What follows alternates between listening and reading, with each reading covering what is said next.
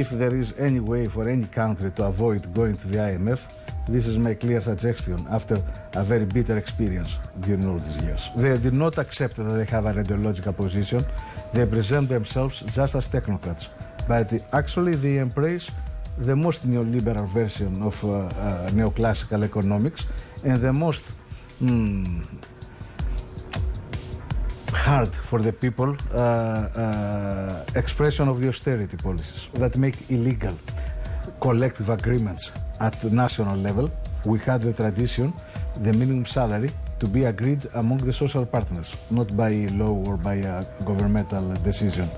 They have abolished this possibility, and they have made also very difficult the agreement also at the sectorial level. So they have undermined one of the major tools that a worker has to defend his own rights. You are going to hear from IMF experts that they are not demanding concrete things, just general directions. It's quite the opposite. They are imposing a micromanagement to everything, and something that it is worse than that. They are not respecting even agreed things that they have agreed. We have people resident in the Ministry of Finance that would work for us and give us the international experience. We had two people resident all the time, and there were constant missions. Every 3 months almost we had specific missions coming from the IMF to help us on specific issues like collection methodology, the organization chart as I mentioned before, changes in the wage grid, in the description of the different positions and what they should perform. In 2010, when for the first time we understood that IMF is coming, all the politicians in Greece were saying, don't worry, IMF has changed. IMF is not the IMF that destroyed Argentina. It's not the IMF that destroyed Latin America. IMF is something very new. IMF has changed. There were many politicians who were saying, look, IMF now has interest about climate change. It's exactly the same they are telling us now. Yes. It is just the same. Has it changed? No, neither Macri, neither Papandreou, neither the government of Ireland wanted to the cost, the political cost of privatizations, of abandon the pensions and spending cuts. For this reason, they call IMF.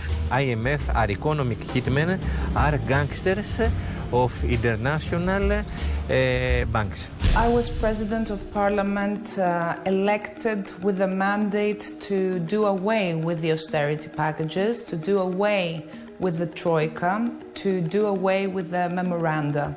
And this was the mandate that I served during the 7 months of my term. You cannot resist to the blackmailing of the IMF if you are within a program.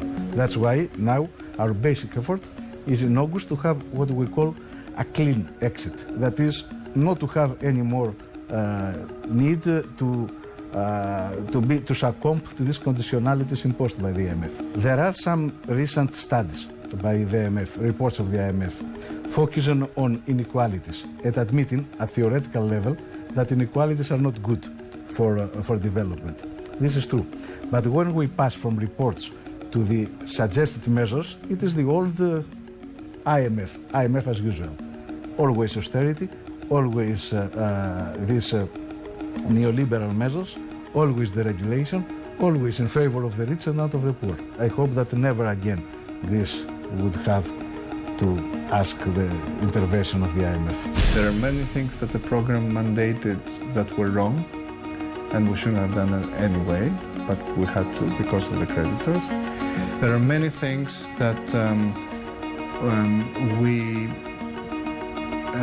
agreed, and it became as a compromise, but they were their own things because of the compromise. We should have done them in a different way, okay? Even if we did them, we should have done them in a different way, with a different timetable, and perhaps with a different logic. Los paquetes de ajuste siempre son una repetición cada 3-4 meses cosa más que tiene que hacer el gobierno, más privatizaciones, más capital perdido, capital humano perdido, menos producción, más desempleo, más desocupación, más pobreza. El FMI sigue siendo no el socio más poderoso a nivel económico, pero sí el más poderoso en nivel de tratar de imponer el seguimiento de este proyecto. El que dicta las recetas. El que dicta las recetas, porque tiene la experiencia histórica, más de 60 años.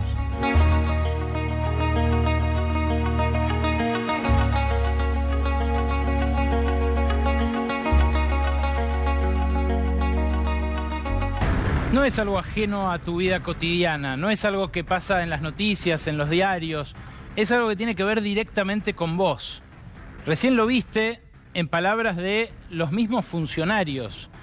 El actual vicecanciller de Grecia, que nos atendió y que fue ministro de Trabajo durante los últimos 2 años, contaba cómo el Fondo Monetario les exigió abolir las paritarias.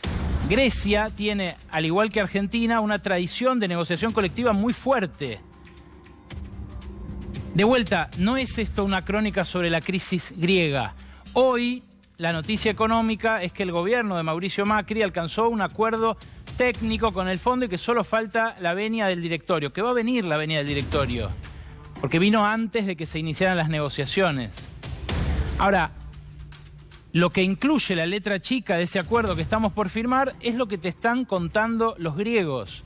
Abolir las paritarias y tener funcionarios del Fondo Monetario directamente involucrados en la gestión cotidiana de cada ministerio. Lo contaba un exministro de Presupuesto de la derecha, de Samaras, que decía, teníamos gente permanentemente en el ministerio, pero además teníamos misiones cada 3 meses y a veces más seguido para verificar cada paso que dábamos de política económica.